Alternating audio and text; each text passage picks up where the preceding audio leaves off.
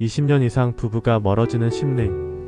안녕하세요. 마음의 지도를 함께 그리는 채널에 다시 찾아주신 구독자 여러분, 그리고 오늘 처음 오신 분들 모두 진심으로 환영합니다. 잠시 시간을 내어 돌아오신 모든 분들께 깊은 감사의 인사를 전합니다. 혹시 같은 집 안에서 보이지 않는 섬처럼 서로를 느끼고 계신가요? 한때는 모든 것을 나누던 우리가 이제는 텅 빈 식탁을 사이에 두고 각자의 생각에 잠길 때가 있나요?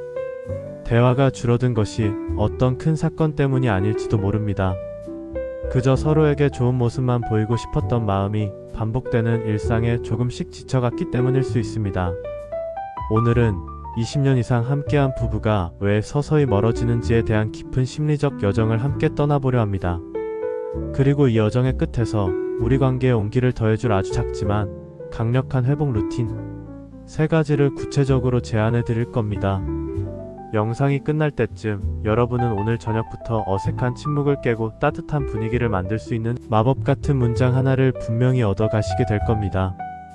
개인의 경험, 저 역시 그런 시간이 있었습니다.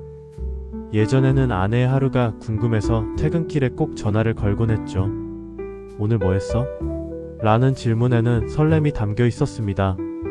하지만 언젠가부터 그 질문은 이제 들어가라는 건조한 통보로 바뀌었습니다.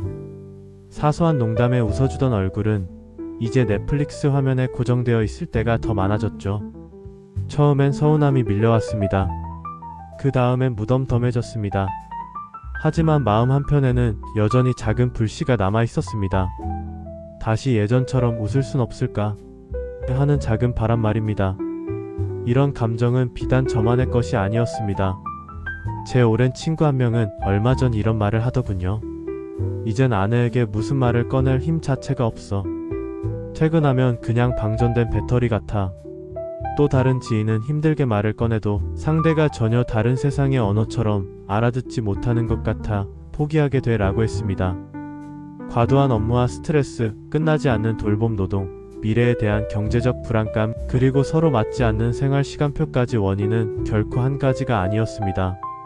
수많은 삶의 무게가 우리 사이의 대화를 조금씩 갉아먹고 있었던 겁니다. 이 현상은 세계적인 공감대를 얻고 있습니다. 일본에서는 법적 관계는 유지하되 각자의 삶을 사는 조론이라는 개념이 등장했고, 서구권에서는 자녀가 독립한 후 부부관계의 위기를 겪는 빈둥지 증후군 엠프티 네스트 신드롬이 중요한 사회적 과제로 떠올랐습니다. 황혼 이혼율의 증가는 더 이상 남의 이야기가 아닙니다. 이는 단순히 정보 나열이 아닙니다. 전 세계 수많은 부부들이 우리와 비슷한 강을 건너고 있다는 하나의 거대한 증거입니다. 함께 앨범을 넘기던 주말 오후의 햇살과 지금 각자의 스마트폰 화면을 비추는 차가운 불빛을 떠올려 보십시오. 쉴 새 없이 제잘거리던 저녁 식탁의 리듬과 TV 소리만이 정적을 메우는 지금의 공간을 비교해 보십시오. 어쩌면 달라진 것은 사랑이라는 마음의 온도가 아닐지도 모릅니다. 우리를 둘러싼 삶의 에너지와 관계의 맥락이 변한 것일 수 있습니다. 이제 그 이유를 조금 더 차분하고 깊게 들여다보겠습니다. 관계 심리학의 세계적인 권위자 존 가트맨 박사는 오랜 연구 끝에 부부관계를 예측하는 놀라운 단서를 발견했습니다. 바로 연결 시노비즈 포 커넥션에 대한 반응입니다. 창밖에 비 온다 같은 사소한 말, 작은 미소, 가벼운 끄덕임, 이것들이 바로 상대에게 보내는 작은 연결 신호입니다. 이때 그러네라는 짧은 대답이나 눈 맞춤 같은 아주 작은 호응이 반복해서 쌓이면 관계에는 미세 접착 마이크로 마이너스 반딩 효과가 일어납니다. 반대로 이 신호를 계속해서 놓치거나 무시하면 관계의 접착력은 서서히 약해지는 것이죠. 가트맨 박사는 또한 관계를 파괴하는 4가지 재앙, 즉 비난, 방어, 경멸, 그리고 회피를 경고합니다.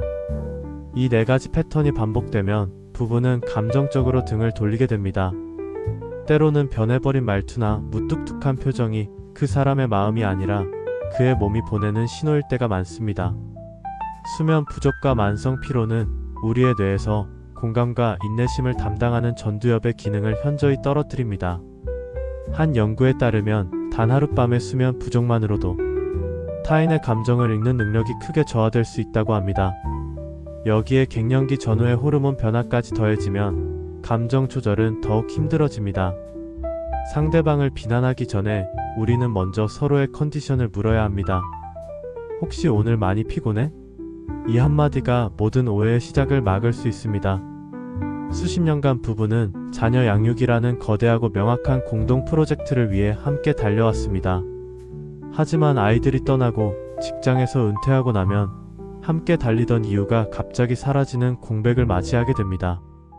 공동의 목표가 사라지면 부부는 각자의 정체성을 어디에 두어야 할지 혼란을 겪습니다. 만약 이 시기에 부부로서의 새로운 프로젝트를 업데이트하지 않는다면 두 사람 사이의 거리는 급격히 벌어질 수밖에 없습니다. 시인 라이너 마리아 릴케는 이런 말을 남겼습니다. 가장 가까운 사람들 사이에도 무한한 거리가 존재한다는 것을 인정할 때 비로소 서로를 온전하게 바라볼 수 있는 경이로운 삶이 시작될 수 있다. 우리는 서로 다른 존재임을 인정하는 것에서부터 다시 시작할 수 있습니다. 당신의 잘못이 아닙니다. 지금 느끼는 이 거리감은 실패의 증거가 아닙니다. 수많은 부부들이 자연스럽게 지나가는 하나의 단계일 수 있습니다. 그러니 너무 자책하지 마세요. 당신만의 문제가 결코 아닙니다. 중요한 것은 우리는 언제든 새로운 길을 선택할 수 있다는 사실입니다. 이제 거창한 계획 대신 아주 작고 구체적인 실천 3가지를 약속해 봅시다. 첫째, 하루 10분 체크인 타임입니다. 매일 정해진 시간에 알람을 맞추세요. 그리고 딱 10분만 서로에게 집중하는 겁니다. 이 시간에는 3가지 질문만 던져보세요. 오늘 가장 힘들었던 일 한 가지는 뭐야? 반대로 가장 고마웠던 일 한 가지는, 그리고 내일 내가 당신을 위해 도와줄 수 있는 일이 있을까? 둘째, 주 1회 20분 동행입니다. 단 20분이라도 괜찮습니다. 함께 동네를 산책하거나 마트에 가거나 커피 한 잔을 마시는 겁니다. 이때 규칙이 있습니다. 스마트폰은 주머니에 넣어두고 일이나 자녀 이야기는 잠시 멈추는 겁니다. 대신 아주 오래전 좋았던 기억한 장면을 떠올려 이야기해보세요. 우리 그때 거기 갔을 때 정말 좋았는데 처럼요. 셋째, 하루 하나의 칭찬과 하나의 스킨십입니다. 정말 사소한 것이라도 좋습니다. 당신이 분리수거 해준 덕분에 아침이 편했어. 고마워 라는 구체적인 칭찬 한마디. 그리고 잠들기 전 혹은 출근하기 전 3초간의 가벼운 포옹. 이 작은 온기가 마음에 쌓여 관계의 안전기지를 다시 튼튼하게 만들어줄 겁니다. 여러분의 이야기를 들려주세요. 여러분의 이야기가 다른 분들에게는 큰 위로와 용기가 될 수 있습니다. 댓글을 통해 나눠주시겠어요? 여러분은 언제 같은 집, 다른 섬처럼 느끼셨나요? 그리고 오늘 제안해드린 3가지 루틴 중에 가장 먼저 시도해보고 싶은 것은 무엇인가요? 혹시 이 영상이 떠오르는 누군가가 있다면 조용히 공유해주세요. 우리가 함께 내딛는 이 작은 시작이 새로운 길을 만들 것이라 믿습니다. 세월이 흐르며 우리는 분명 변했습니다. 사랑의 방식도 표현도 예전 같을 수 없습니다. 그래서 관계를 돌보는 방법도 새롭게 바뀌어야만 합니다. 오늘 우리가 함께 나눈 25분의 시간이 앞으로 다가올 당신의 10년을, 그리고 20년을 더 부드럽고 따뜻하게 만들어주는 씨앗이 되기를 진심으로 바랍니다. 다음 시간에는 50대에도 연애가 필요할까? 에 대한 이야기로 찾아뵙겠습니다. 여러분의 모든 날들을 응원합니다. 감사합니다.